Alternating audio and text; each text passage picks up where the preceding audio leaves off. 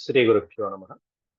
వ్యాస విరచిత శ్రీమన్ మహాభారతంలో ఆది పర్వంలో మనం 204వ అధ్యాయం చెప్పుకుంటున్నాం. ఇందులో స్వయంవరంలో ద్రౌపదీదేవి అర్జునుణ్ణి వరించిన తర్వాత మిగిలినటువంటి మహారాజులందరూ కూడా కోపించి ద్రుపదుడి మీద యుద్ధానికి సన్నద్ధమవటం, ఇక్కడ భీమార్జునులు ఇద్దరు కూడా ద్రుపదుడిని రక్షించడం అనేటువంటిది ఈ అధ్యాయంలో వ్యాసులు వారు ప్రస్తావించడం జరిగింది. ముందుగా దైవస్మరణ చేసుకుని ప్రవచనాన్ని ప్రారంభించుకుందాం.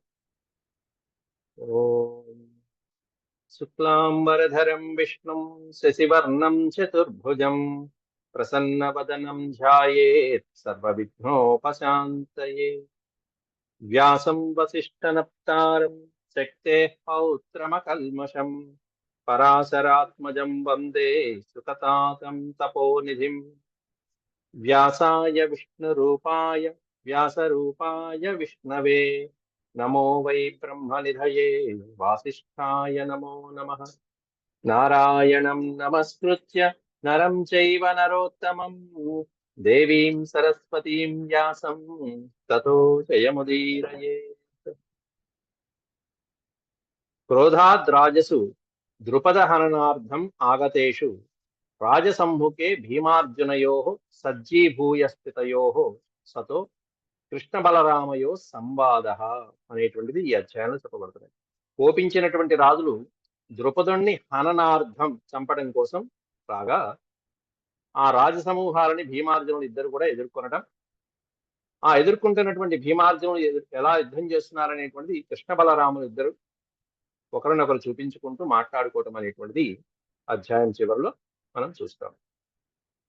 శ్రీ వైశంపాయన ఉవాచ. వైశంపాయనుల వారు జనమేజయుడికి చెప్తూ, తస్మైది సతి కన్యాం తు బ్రాహ్మణాయ తదా నృపే కోప ఆసీన్ మహీపానాం ఆలోక్యాన్యోన్యమంతికాత్. ఆలోక్య అన్యోన్యం అంతికాత్. ఒకరినొకరు రాజులు ఒకరి ముఖాలు ఒకరు చూసుకుంటూ ఒకరి సమీపానికి ఒకరు వచ్చి వాళ్ళల్లో వాళ్ళు సంభాషించుకుంటున్నారట. మహీపాలుడు అందరూ కూడా, భూమిని పరిపాలించే మహారాజులందరూ కూడా. ఎందుకని అంటే తస్మైది సతి కన్యాం తు బ్రాహ్మణాయ తదా నృపే. ఇంతమంది రాజులను వదిలిపెట్టి ద్రుపదుడు తన కూతురైనటువంటి ద్రౌపదిని ఒక బ్రాహ్మణుడికి ఇస్తున్నాడు అనేటువంటి కోపంతో, కోప ఆసీత్, రాజులందరికీ కోపం కలిగింది. దాంతో అందరూ కూడా మూకుమ్మడిగా ఒక్కసారిగా ద్రుపదుడి మీద దాడి చేయడానికి సిద్ధపడుతున్నారు. వాళ్ళు ఏమనుకుంటున్నారు, ఎలా మాట్లాడుకుంటున్నారు అనేటువంటిది వ్యాసుల వారి ఇక్కడ 10 శ్లోకాల్లో చెప్పడం జరుగుతున్నది. ఊచుహు సర్వే సమాగమ్య పరస్పర హితైషిణః. పరస్పర హితైషిణః, ఆ రాజులకి క్షేమం కలిగించడం కోసం సర్వే సమాగమ్య ఊచుహు. సమాగమ్య అంటే కలుసుకుని, అందరూ ఒకే చోట సమావేశమై ఈ విధంగా మాట్లాడుకుంటున్నారు. వయం సర్వే సమాహూత ద్రుపదేన దురాత్మన సంహత్య చాభ్యగచ్ఛామ స్వయంవర దిదృక్షయ. స్వయంవర దిదృక్షయ. వయం సర్వే సమాహూతా ద్రుపదేన దురాత్మన. దుర్మార్గుడైనటువంటి ఈ ద్రుపదుడు పిలిస్తే వచ్చాం మనం ఈ స్వయంవరానికి. సంహత్య చాభ్యగచ్ఛామ స్వయంవర దిదృక్షయ. స్వయంవరానికి వేడుకను చూడటం కోసం వచ్చాము. మనమందరం ఇట్లా అనవసరంగా తిరిగి వెళ్లాల్సి వస్తుంది, అవమానం పాలయ్యాం మనం. అస్మానయతిక్రమ్య తృణీకృత్య చ సంగతాన్. మనల్ని తృణీకృత్యం అనే పదానికి అర్థం ఏంటంటే గడ్డి పరకతో సమానంగా పోల్చినట్టు అయింది మన పరిస్థితి ఇక్కడ. అంటే మనం అందరం పనికిరాని వాళ్ళమయ్యాం ఇక్కడ ఈ బ్రాహ్మణుడి చేతిలో. అస్మాన్ అయతిక్రమ్య. ఐతిక్రమ్యం అనే పదానికి అర్థం, అతిక్రమ్య అనే పదానికి అర్థం ఏంటంటే మనల్ని ఒక రకంగా అవమానించినట్టుగా భావించారు, గడ్డి పరక కంటే హీనంగా భావించారు ఈ ద్రుపదుడు. చివరికి తన కన్యని దాతుమిచ్చతి విప్రాయ ద్రౌపదీం యోషితాం వరాం. స్త్రీలలో సుప్రసిద్ధమైనటువంటి ఈ ద్రౌపదీదేవిని విప్రాయ దాతుం ఇచ్చతి. ఈ తండ్రి అయినటువంటి ద్రుపదుడు ఒక బ్రాహ్మణుడికి ఇవ్వాలని కోరుకుంటున్నాడు. అంటే అదే నిశ్చయించుకున్నాడు. స్వయంవరంలో లక్ష్యాన్ని ఎవరు ఛేదిస్తే వాళ్ళకి తన కన్యనిస్తానని మాట ఇచ్చారు స్వయంవరం. అలాగే ద్రౌపదిని ఈ బ్రాహ్మణుడితో వివాహం జరిపిస్తున్నాడు అనుకుంటూ నిశ్చయించుకున్నాడు. కాబట్టి ఇది మనకి అవమానకరము మనందరికీ. ఎందుకంటే పిలిచింది ఏమన్నా క్షత్రియుని పిలిచారు. అవరోప్యేహ వృక్షస్తు ఫలకాలే నిపాత్యతే నిహన్యేనం దురాత్మానం యోయమస్మాన్ నమన్యతే. మనల్ని లక్ష్య పెట్టకుండా ఈ విధంగా ఈ ద్రుపదుడు ఇంత పని చేస్తాడా? చక్కగా వృక్షాన్ని చెట్టుని చిన్న బీజం వేసి పెంచి పెద్ద చేసి చివరికి ఫలిస్తున్నటువంటి కాలానికి ఆ చెట్టుని నరికినట్టుగా అయిపోయింది అతను చేసినటువంటి పని. ద్రౌపదిని అలా పెంచి పెద్ద చేశాడు, స్వయంవరం అనుకున్నాడు. స్వయంవరానికి వచ్చి చివరికి ఫలించే సమయానికల్లా ఇదిగో బ్రాహ్మణుడికి ఇచ్చేస్తున్నాడు. తన చేత్తో ఆ చెట్టును తానే నరుక్కున్నట్టు అయిపోయింది. అవరోప్యేహ, అవరోపం అంటే పెట్టడం చెట్టుని. అవరోప్యేహ వృక్షస్తు ఫలకాలే నిపాత్యతే, ఫలించే సమయంలో నరికేయడం. నిహన్యైనం దురాత్మానం, కాబట్టి ఇట్లాంటి పనులు చేసేటువంటి ఈ రాజుని ఏనం నిహన్యైనం దురాత్మ, ఈ దుర్మార్గుని మనం చంపేద్దాం, మనందరం కలిసి ఈ ద్రుపదుణ్ణి సంహరించేద్దాము అని చెప్పి భావించారు రాజులందరూ కూడా. నహర్షత్యేష సమ్మానం నాపి వృద్ధ క్రమం గుణైః హన్యేనం సహ పుత్రేణ దురాచారం నృపద్విషం. నహర్షత్యేష సమ్మానం, ఇతడు ఆనందంతో మనల్ని పిలిచాడు, బానే ఉంది. సన్మానం చేశాడు, బానే ఉంది. అలంకారాలు బహుమతులు ఇచ్చాడు, బానే ఉంది. ఇట్లాంటి వాడిని, ఈ సన్మానాలు చేసిన ఇట్లాంటి వృద్ధుణ్ణి వృద్ధక్రమం గుణైః నాపి సన్మానం, ఇతడు పెద్దవాడు కదా అని చెప్పి మనం జాలి చూపక్కర్లేదు, గుణవంతుడు కదా అని జాలి చూపక్కర్లా. వయసులో భేదాన్ని బట్టి కానీ గుణభేదాన్ని బట్టి కానీ మనం ఇతన్ని ఏమి ఉపేక్షించక్కల్లా. హన్యేనం సహ పుత్రేణ, మనల్ని అవమానించిన ఈ ద్రుపదుణ్ణి పుత్రేణ సహ హన్యేనం, అడ్డు వచ్చినటువంటి దుష్టజమునుడితో పాటుగా చంపేద్దాం. ఈ దురాచారాన్ని, నృపద్విషం, రాజద్వేషిని, ద్విషం అంటే ద్వేష, శత్రువు, నృపద్విషం అంటే రాజశత్రువు, సమస్త రాజలోకాలకి అవమానం కలిగించిన ఈ శత్రువు అయినటువంటి ద్రుపదుణ్ణి కుమారుడైన దుష్టజమునుడితో పాటుగా చంపేద్దాం అందరం కలిసి. పైగా మనల్ని పిలిచాడా, ఇంత అవమానం చేస్తాడా? అయం హి సర్వానాహూయ సత్కృత్య చ నరాధిపాన్ గుణవద్ భోజయిత్వాన్నం తతః పశ్చాన్నమన్యతే. మనల్ని చక్కగా పిలిచాడు, బానే ఉంది. సర్వాన్ ఆహూయ, అందరినీ ఆహ్వానించాడు. సత్కృత్య చ నరాధిపాన్, వచ్చిన రాజులందరినీ చక్కగా తగు విధంగా సత్కారం చేశాడు, అతిథి మర్యాదలన్నీ కానించాడు. గుణవద్ భోజయిత్వాన్నం, గుణవంతమైనటువంటి స్వాదిష్టకరమైనటువంటి భోజనాన్ని కూడా తినిపించాడు, చక్కగా పెట్టాడు. అన్ని చక్కగా చూసుకున్నాడు. ఎన్ని రోజులు ఉంటే అన్ని రోజులు చక్కగా అన్ని చూసుకున్నాడు. చివరికి ఏం చేశాడు? చెట్టును నరికేసినట్టుగా మనకు కాకుండా ఈ ద్రౌపదిని ఎవరికో కట్టబెడతాడు. తతః పశ్చాన్నమన్యతే, ఆ తర్వాత వాటికి మాత్రం ఇతని సహించే ఉపాయం లేదు మనకి, సంహరించడం ఒకటే అని చెప్పి రాజులందరూ కూడా నిశ్చయం చేసుకుంటున్నారు. అస్మిన్ రాజ సమవాయే, సమవాయం అంటే సమూహం, సమవాయం, ఇంతమంది రాజులు గుమిగూడి ఇంత ప్రదేశంలో ఉన్నారే, ఈ ప్రదేశంలో దేవాది దేవతలందరూ వేయించేసి ఉన్నారే ఈ ప్రాంతంలో, ఈ స్వయంవర మండపంలో, ఒక్క రాజైనటువంటి ద్రౌపదికి సరి అయినటువంటి జోడు దొరకలేదు అతనికి.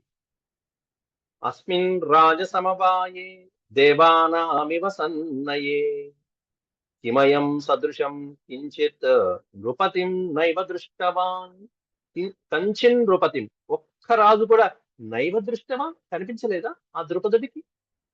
అస్మిన్ రాజ సమవాయ, వచ్చినటువంటి ఈ స్వయంవర మండపంలో ఆసీనులైనటువంటి ఇంతమంది రాజులలో దేవానామివ సన్నయే, దేవతల వలె ప్రకాశిస్తున్నటువంటి ఈ రాజ సముదాయంలో కిమయం సదృశం, అయం సదృశం, ఈ ద్రౌపదికి సరి అయినటువంటి ఈడు జోడు ఒక్క రాజు కూడా కనిపించలేదా?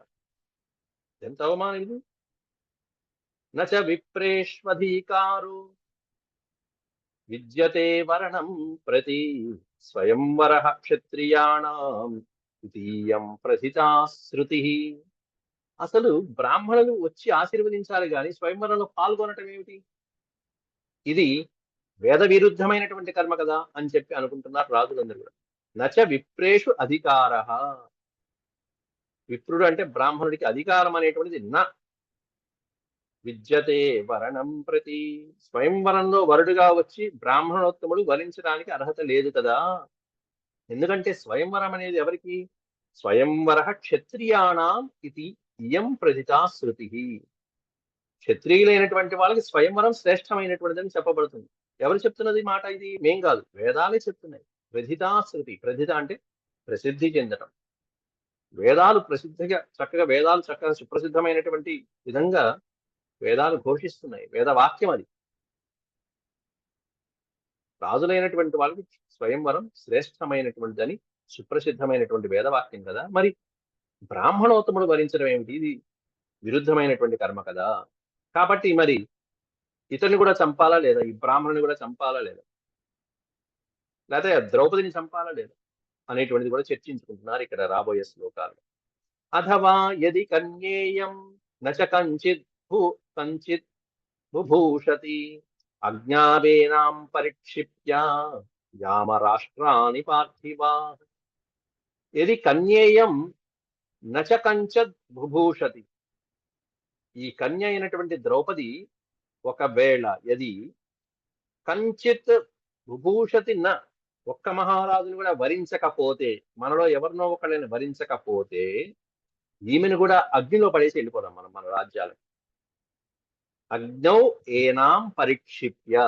ఏనాం అంటే ఈమెను, ఈ ద్రౌపది దేవిని అగ్నౌ పరిక్షిప్య, అగ్నిలో పడేసేసి యామ రాష్ట్రాన్ని పార్థివా, రాజులందరం మనమందరం కలిసి మన మన మన రాష్ట్రాలకు వెళ్ళిపోదాం. ద్రుపదుని చంపేసి, దుష్టజుమ్నుని చంపేసి ఈమెను అగ్నిలో పడేసేసి మనం వెళ్ళిపోదాం. ఈమెను అగ్నిలో పడేస్తారా? ఈమె పుట్టింది అగ్ని నుంచి పుట్టింది. ఇంకా ఆవిడని అగ్నిలో పడేస్తే అగ్ని ఏం చేస్తుంది? అగ్నిలో పుట్టినటువంటి ఆవిడ. బ్రాహ్మణో యది చాపల్యాత్ లోభాద్వా కృతవాన్ ఇదం విప్రియం పార్థివేంద్రాణం నైషవధ్య కథంచన. మరి ఈ స్వయంవరంలో ఈ వీరుడు ప్రదర్శించాడు, ఈ బ్రాహ్మణోత్తముడు లక్ష్యాన్ని ఛేదించినటువంటి ఈ బ్రాహ్మణుని ఏం చేద్దాం? వదిలిపెట్టేద్దాం. ఎందుకంటే బ్రాహ్మణ చాపల్యంతో ఏదో చేశాడు. బ్రాహ్మణో యది చాపల్యో, చంచల స్వభావంతో ఏదో చేసినటువంటి పని. లోభాద్వా, పోని లోభంతో అమ్మాయిని పొందుదామనేటువంటి లోభంతోనో ఏదో చేశాడు పాపం. విప్రియం పార్థివేంద్రాణం, ఇంతమంది రాజులకి విప్రియం కలిగించినటువంటి ఈ బ్రాహ్మణోత్ముడిని మనం చంపకూడదు. నైషవధ్య కదంచన, ఎందుకంటే బ్రాహ్మణులు ఎవరు కూడా ఎప్పుడు కూడా సంహరించకూడదు. కథంచన నైషవధ్య బ్రాహ్మణ, ఎందుకంటే బ్రాహ్మణులు అందరి హితాన్ని కోరుకుని చేస్తూ ఉంటారు. కాబట్టి బ్రాహ్మణుల్ని వధించకూడదు. బ్రాహ్మణార్థం హినో రాజ్యం జీవితం హి వసూనిచ. మనము, మన రాజ్యాలు, మన జీవితము, మన పుత్ర పౌత్రులు అందరూ కూడా బ్రాహ్మణార్థం ఏవ, బ్రాహ్మణుల కోసమే జీవించి ఉన్నాం. కాబట్టి అట్లాంటి బ్రాహ్మణుల్ని మనం జీవించకూడదు. బ్రాహ్మణ రక్షణార్థమే మనం ఉన్నాడు, మనం పరిపాలన చేస్తున్నాం అనేటువంటి నీతిని బోధిస్తున్నారు ఇక్కడ. బ్రాహ్మణార్థం హి నో రాజ్యం. నో రాజ్యం అనే పదానికి అర్థం ఏంటంటే మన రాజ్యములు, మనకున్నటువంటి మన రాజ్యాలన్నీ కూడా బ్రాహ్మణార్థమేవ, బ్రాహ్మణులకు ఇవ్వడానికే మనం పరిపాలిస్తున్నాం. జీవితం హి వసూనిచ. వసూని అంటే బంగారాలు, ఐశ్వర్యము, సంపద, ధనము, బంగారం, ఇవన్నీ మన జీవితాలు కూడా బ్రాహ్మణార్థం ఏవ, బ్రాహ్మణుల కోసమే. అంతేకాదు, మనమే కాదు, పుత్ర పౌత్రం చ యచ్ఛాన్యత్ అస్మాకం విద్యతే ధనం. మనకి ఇంకా ఏ ధనమైతే ఉందో ఆ ధనము, అంతేకాకుండా మన పుత్రులు పౌత్రులు అన్నీ కూడా, సమస్తము కూడా బ్రాహ్మణుల హితం కోసమే మనం చేయాలి. కాబట్టి ఈ బ్రాహ్మణుని మనం చంపకూడదు అని నిశ్చయం చేసుకున్నారు. కోపమంతా ద్రుపదుడి మీద చూపిస్తున్నారు రాజులందరూ కూడా. వచ్చేసారు ఆ అవమాన భారంతో, వాళ్ళ ఆయుధాలు తీసుకుని ముందుకు వస్తున్నారు.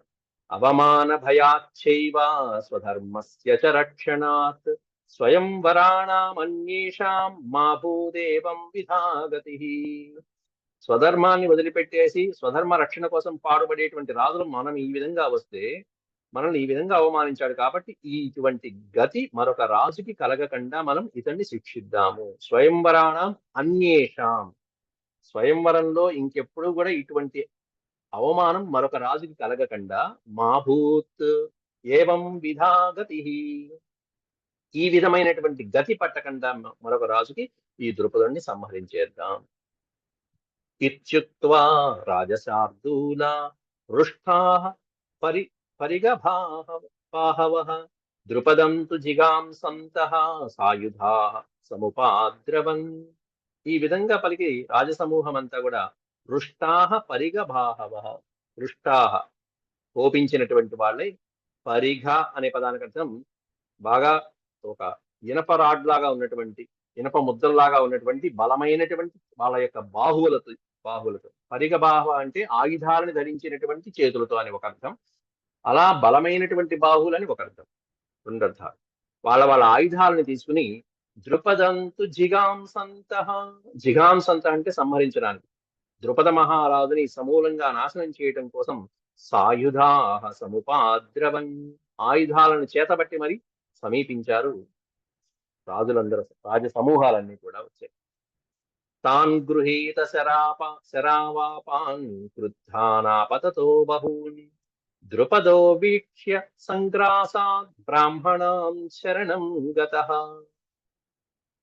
13 శ్లోకాల వరకు ఆ రాజుల యొక్క కోపాలను వివరించి, వాళ్ళు ఎప్పుడైతే ద్రుపదుడి మీదకి ఆయుధాలతో వస్తున్నారో, ద్రుపదంతు జిఘాంసంతః సాయుధాః, సాయుధులుగా తనని సంహరించడానికి వస్తున్నటువంటి ఆ రాజుని చూసి, ద్రుపదో వీక్ష్య, ద్రుపదుడు జాగ్రత్తగా చూసుకుని, సంగ్రాసాత్ బ్రాహ్మణ శరణం గతః, బ్రాహ్మణులని శరణు వేడాట.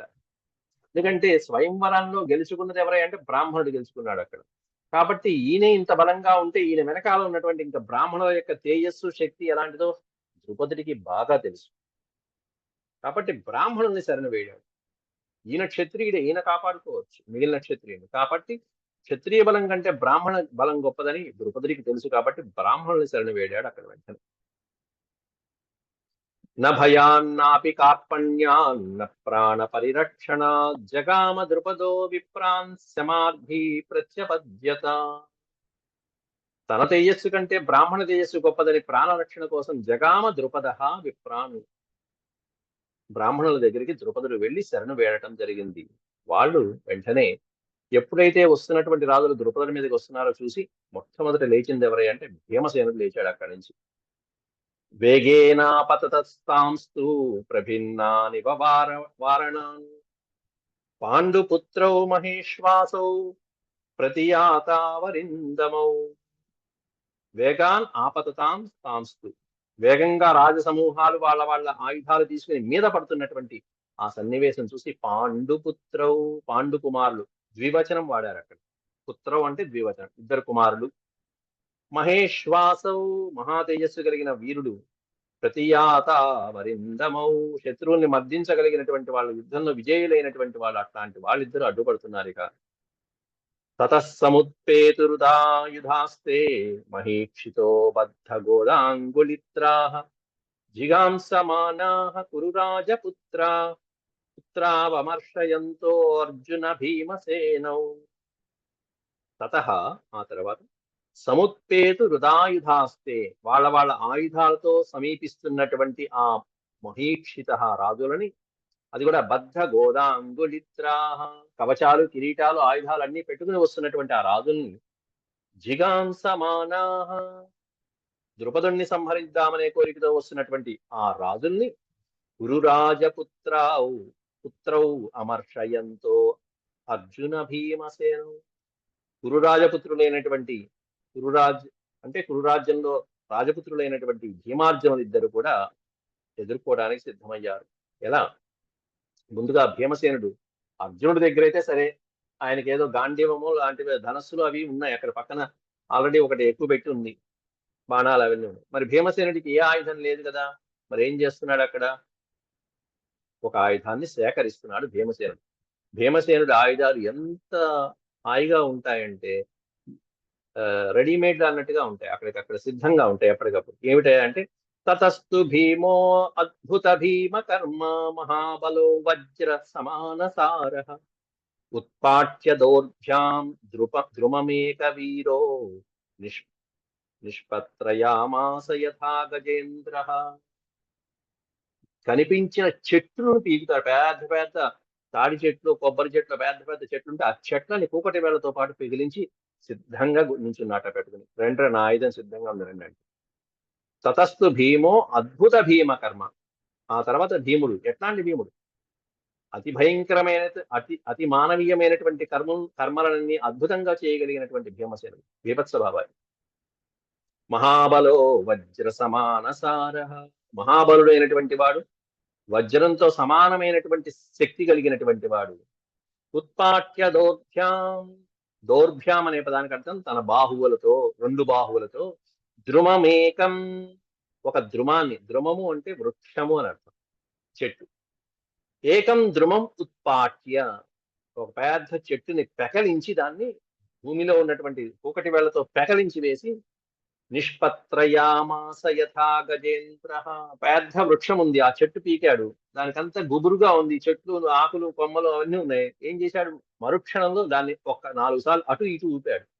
గట్టిగా ఊపేటప్పటికి ఆ చెట్టుకు ఉన్నటువంటి ఆకులన్నీ నిష్పత్రయామాస అభూ, పత్రము అంటే ఆకు, నిష్పత్రము అంటే ఒక్క ఆకు లేకుండా మొత్తం అంతా తీసిపడేశాడు. ఎలా అంటే యథా గజేంద్ర, మామూలు గజం కూడా కాదు, గజేంద్రుడు, ఏనుగుల రాజు ఒక్కసారిగా వచ్చి చెట్టును ఒక్కసారి కుమ్మిందంటే చెట్టు మీద ఉన్నటువంటి కాయలు, చెట్లు, ఆకులన్నీ పడిపోతాయి.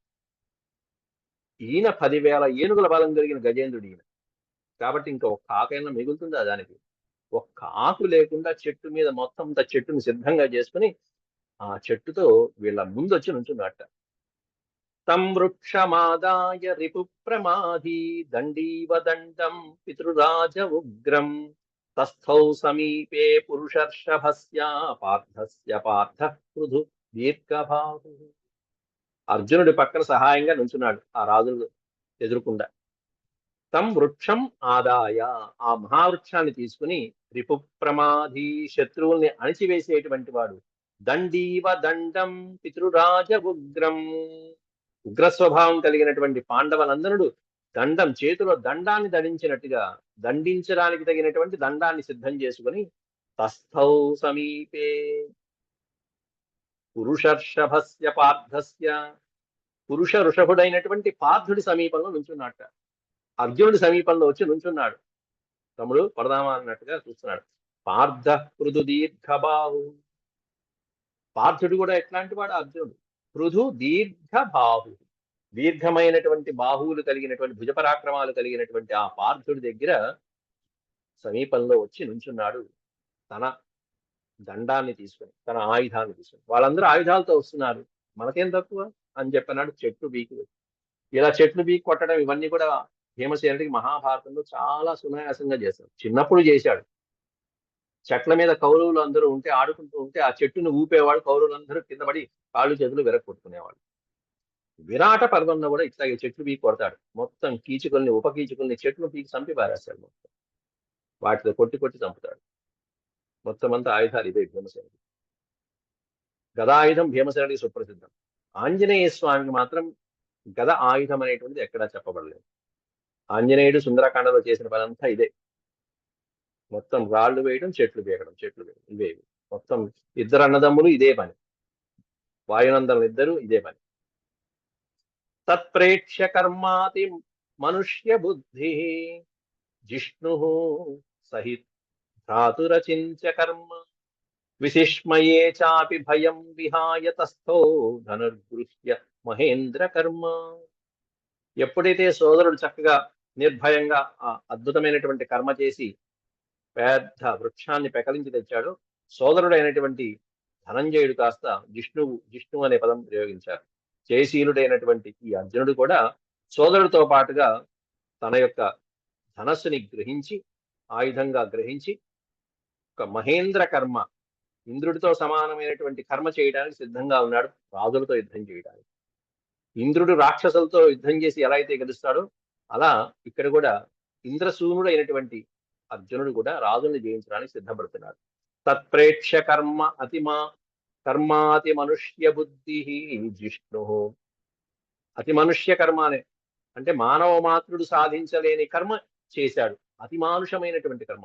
అలా చెట్లు పీకియటం ఏమిటి? ఎవడన్నా పీకగలడు అసలు? భీముడు కాబట్టి పీకగలడు, భీముడే పీకుతాడు, పీకిన వాడే భీముడు, పీకగలిగిన వాడే భీముడు, అంతే.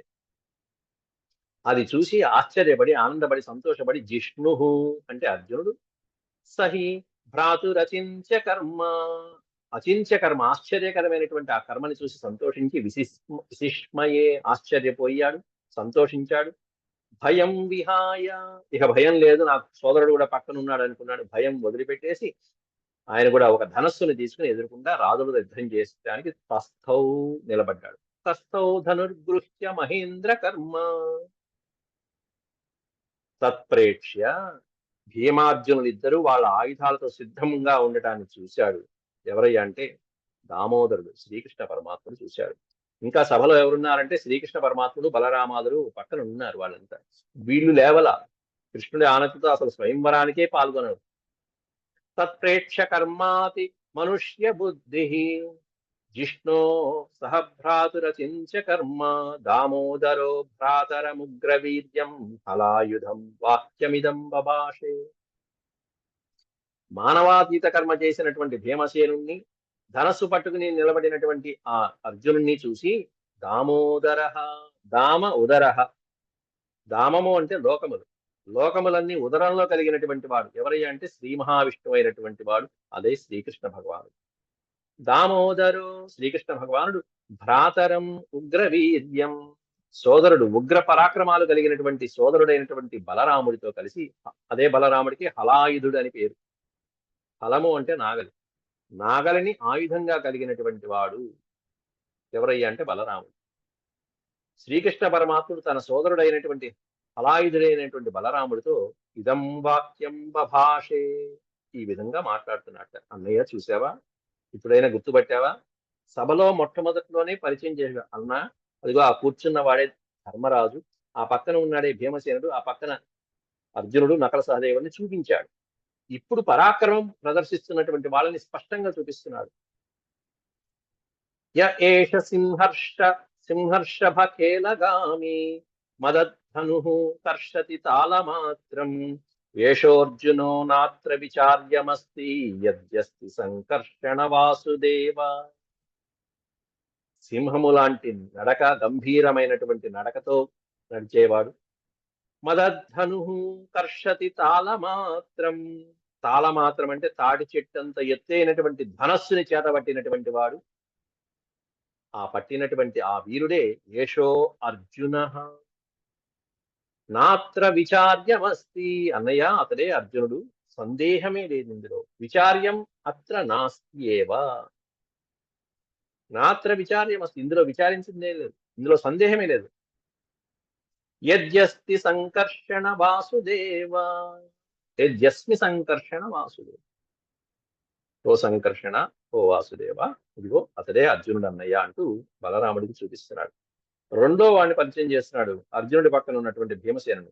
యస్త్వేష వృక్షం తరసావభజ్య రాజ్ఞాం నికారే సహసా ప్రవృత్తః వృకోదరాన్నాన్య ఇహైతదద్య కర్తుం సమర్థః సమరే పృథివ్యాం. భూమి మీద ఈ విధంగా చెట్టుని ఎదురుకుండా, మన కళ్ళ ఎదురుకుండా పీకి ఎదురుకుండా పక్కన పెట్టి నుంచున్నాడంటే అతడు వృకోదరుడు కాక అన్యుడు ఎవరు కాదన్నయ్య అని చెప్తున్నాడు. అలా పరిచయం చేస్తున్నాడు. యస్వేష వృక్షం తరసావభజ్య, ఒక వృక్షాన్ని మన కళ్ళ ముందు వెంటనే నిమిషాల మీద అలా పీకి అవభజ్య, మొత్తం కూకటి వేళతో పెకలించి వేసి రాజ్ఞాం నికారే సహసా ప్రవృత్త, రాజులు చూస్తూ ఉండగానే, రాజుల సమీపంలోనే అంత సాహస కార్యక్రమాన్ని ఒడిగట్టినటువంటి వీరుడు వృకోదరాత్ నాన్య, వృకోదరుడి కంటే మరొకడు కాదన్నయ్య, స్వయంగా వృకోదరుడే. వృకము ఉదరమునందు కలిగిన వాడు. వృకము అనే పదానికి అర్థం మన బొటనవేలు పరిమాణంలో ఉన్నటువంటి జీర్ణాశయ వ్యవస్థ, జఠరాగ్ని, ఆ జఠరాగ్ని కలిగినటువంటి వాడు. వృకోదరాన్నాన్య ఇహైతదద్య, ఇహ అంటే భూమి మీద, ఈ భూమి మీద వృకోదరుడు కాకుండా ఇంకెవడుంటాడన్నయ్యా ఇట్లాంటి పనులు చేసేవాడు. కర్తుం నసమర్థ, ఇహైతదద్య కర్తుం నసమర్థ, ఈ భూమి మీద అలా చేయగలిగిన సమర్థుడు ఇంకొకడు లేనే లేడు. సమరే పృథివ్యాం, భూమి మీద యుద్ధంలో కానీ, భూమి మీద ఇలాంటి కర్మలు కానీ చేయగలిగినటువంటి వాడు భీముడు కాక ఇంకెవరుంటారు చెప్పు. కాబట్టి ఇతడే భీమసేనుడు అంటూ ఇలా పరిచయం చేశాడు శ్రీకృష్ణ భగవానుడు. అంతేకాకుండా అంతకుముందు సభలో వీళ్ళిద్దరి కంటే ముందు లేచి వెళ్ళిపోయాడు. ఎవరయ్యా అంటే ఆ పద్మపత్రాక్షములు కలిగినటువంటి ధర్మరాజు, అతని సోదరులు నకుల సహదేవులు, వాళ్ళిద్దరు కూడా వెళ్ళిపోయారన్నయ్య, వీళ్ళిద్దరు ఉన్నారని చెప్పి వాళ్ళని కూడా మళ్ళీ చెప్తున్నాడు. యో అసౌ పురస్తాత్ కమలాయతాక్షో మహాతను సింహ గతిర్వినీత గౌర ప్రలంబోజ్వల చారు ఘోషో ఘోణో వినిశ్రుత సోప్యుత ధర్మపుత్ర. ధర్మపుత్రుడు. సో వినిశ్రుత, ధర్మనందనుడైనటువంటి ఆ ధర్మరాజు అంతకు ముందే వెళ్ళిపోయాడన్నయ్య వాళ్ళ సోదరుడితో. సో అసౌ పురస్తాత్ కమలాయతాక్షో, వీళ్ళకంటే ముందు వెళ్ళిపోయాడు. పద్మాలు, ఆయన యొక్క నేత్రాన్ని వర్ణిస్తున్నారు. విశాలమైనటువంటి నేత్రాలు కలిగినటువంటి వాడు, పద్మపత్రాయతాక్షముడు, విశాలమైనటువంటి నేత్రములు కలిగినటువంటి వాడు. అట్లాంటి వాడు ఆయన. మహాతను సింహగతిర్వినీత. సింహగతిర్వినీత, ఎలాంటి నడక అతంది, సింహము లాంటి శరీరంతో నడకతో వినయంతో కూర్చున్నాడే. వినీత అని చివరిలో పెట్టారు. వినీత అంటే వినయ విధేయతలతో కూర్చున్నవాడు. ఇప్పటిదాకా వినయంగా ఏమీ తెలియనట్టు కూర్చున్నాడు. అలా కూర్చున్నాడే ఆయన. అంతేకాకుండా ఎలా ఉన్నాడు, గౌర ప్రలంబోజ్వల చారు ఘోషో, ఆయన వర్ణాన్ని వర్ణిస్తున్నారు. పచ్చగా, గౌరవర్ణం, పచ్చగా ఉన్నాడే, తెల్లగా ఉండి పొడవైన అందమైనటువంటి ముక్కున్నాడే. చారు అంటే సుందరమైన, చాలా సుందరమైనటువంటి నాసిక కలిగినటువంటి వాడు, ఉజ్వలమైనటువంటి కాంతితో ప్రకాశించేవాడు. అట్లాంటి ఆ ధర్మరాజు వినిస్మృత సోప్యుత ధర్మపుత్ర, అలా ఆసీనుడై కూర్చున్నవాడే ధర్మరాజు. అతను తన సోదరులైనటువంటి అశ్విని కుమారులైనటువంటి నకుల సహదేవుడితో ఇందాలే వెళ్ళిపోయాడన్నయ్య. యౌతౌ కుమారావివ కార్తికేయో, కార్తికేయుల వలె ప్రకాశించేటువంటి వాళ్ళు ఇద్దరు కుమారులు అయినటువంటి వాళ్ళు. అట్లాంటి కార్తికేయులతో సమానమైనటువంటి అశ్విని దేవతలకు బిడ్డలు. ద్వావస్వినేయావితి మే వితర్క, అశ్విని దేవతలు పక్కనే ఉన్నటువంటి నకుల సహదేవుల్ని వర్ణిస్తున్నారు.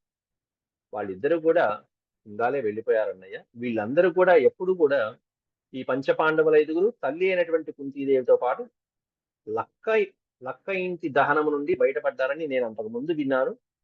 వీళ్ళని ఇప్పుడు చూడటంతో చాలా సంతోషంగా ఉందన్నయ్య. ముక్తాహి తస్మాత్ జతువేష్మదాహాన్ మయా శృతా పాండుసుతా ప్రధాచ. జతువేష్మము అనే పదానికి అర్థం లక్క ఇల్లు. ఆ లక్క ఇంట్లో దగ్ధమైపోయారని అందరూ అనుకుంటుంటే, దాహాత్ దహించబడినటువంటి లక్క ఇంటి నుండి, జతుగృహము నుండి, ముక్తాహి తస్మాత్ అక్కడ నుండి ముక్త అంటే విడిచిపెట్టబడ్డారు, రక్షించబడ్డారని మయాశ్రుత నేను విన్నానన్నయ్య. ఎవరు ఎవరు రక్షించబడ్డారు? పాండుసుతాహ పృథాచ, పాండుపుత్రుడు, అంతేకాకుండా వాళ్ళ తల్లి అయినటువంటి కుంతీదేవి, మన అత్తయ్య మేనత్తయ్య అయినటువంటి పృథా కుంతీదేవి కూడా రక్షించబడిందని నేను విన్నానన్నయ్య అనగానే ఆ మాటలకి సంతోషిస్తున్నాడు బలరాముడు. వైశంపాయనుడు జనమేజయుడికి చెప్తూ, తమబ్రవీ నిర్జల తోయదాభో హలాయుధోనంతరజం ప్రతీత ప్రీతోస్మి దృష్ట్వా హి పితృష్వసారం పృథాం విముక్తాం సహ కౌరవాంగయై. తమ అబ్రవీత్ నిర్జల తోయద. నిర్జల తోయదం అనే పదం ఎంత బాగా వాడారు. తోయము అంటే జలములు, నీళ్లు. నిర్జల తోయము అంటే నీరు లేనటువంటి మేఘాలు. మేఘం నీరు కలిగి ఉంటేనేమన్నా నల్లగా ఉంటుంది. అప్పుడే కొత్తగా వచ్చి నీరు వర్షం కురిపించడానికి వచ్చినటువంటి మబ్బులు, కారు మబ్బులు అంటారు వాటిని, నల్లగా ఉంటాయి. నిర్జల తోయదాభ అనే దానికి అర్థం ఏంటంటే, తోయదాభ అంటే జలమును ధరించినటువంటిది మేఘం. నిర్జల అంటే జలము లేనటువంటి మేఘం. జలము లేని మేఘాలు ఎలా ఉంటాయంటే మంచు గడ్డలాగా తెల్లగా ఉంటాయి. అంటే బలరాముడు తెల్లని వాడు అని చెప్పడానికి వ్యాసుడు ప్రయోగించినటువంటి వాక్యం. తమబ్రవీత్, తమ్ అంటే అలా మాట్లాడిన శ్రీకృష్ణ పరమాత్మతో తెల్లటి శరీరం కలిగినటువంటి, తెల్లని మేనిఛాయతో ప్రకాశిస్తున్నటువంటి హలాయుధ, ఫలమును ఆయుధంగా కలిగిన బలరాముడు చెప్తున్నాడు. ప్రతీత సంతోషించి, ప్రీతోస్మి దృష్ట్వాహి పితృష్వసారం. పితృష్వసారం అనే పదానికి పితృష్వసా అనే పదానికి అర్థం మేనత్త. మన మేనత్త కుంతీదేవి, పృథా అంటే కుంతీదేవి, ఈ విధంగా లక్క ఇంటి నుంచి విముక్తాం బయటపడిందనేటువంటి వార్తతో చాలా సంతోషించాను కృష్ణ అనేటువంటిది చెప్పుకుంటున్నాడు. ప్రీతోస్మి దృష్ట్వాహి, సంతోషించడమే కాకుండా ఇక్కడ ఎదురుకుండా పాండవుల్ని కూడా చూడటంతో చాలా సంతోషించాడు. ఈ కౌరవులకు సంబంధించిన మన పాండుపుత్రులు కూడా బయటపడ్డారని. అలాగే మన మేనత్త అయినటువంటి కుంతీదేవి కూడా ఆ లక్క ఇంటి దహనం నుండి బయటపడ్డారనే వార్తతో చాలా సంతోషించారు కృష్ణ అని స్వయంవరంలో రాజులను ఎదుర్కొనే సమయంలో ముందు వీళ్ళిద్దరి యొక్క సంభాషణ జరిగింది. అది వర్ణించారు వ్యాసులు వారు. రేపు ప్రవచనంలో 205వ అధ్యాయంలో ఈ భీమ అర్జునులు ఇద్దరు కూడా రాజులందరినీ ఓడించి ద్రౌపదిని తీసుకువెళ్ళటం అనేటువంటి రేపటి పాఠంలో మనం చెప్తున్నాం. ఇది శ్రీమన్మహాభారతే ఆది పర్వణి స్వయంవర పర్వణి చతురధిక ద్విశతమో అధ్యాయ సమాప్త. 200 అధ్యాయాల పైన చతురధిక అంటే 4 అధ్యాయాలు పూర్తయి. ఓం శాంతి శాంతి శాంతి. యదక్షరపదభ్రష్టం మాత్రాహీనం చ యద్భవేత్ తత్సర్వం క్షమ్యతాం దేవనారాయణ నమోస్తుతే. సర్వం శ్రీకృష్ణార్పణమస్తు. ఓం నమో భగవతే వాసుదేవాయ.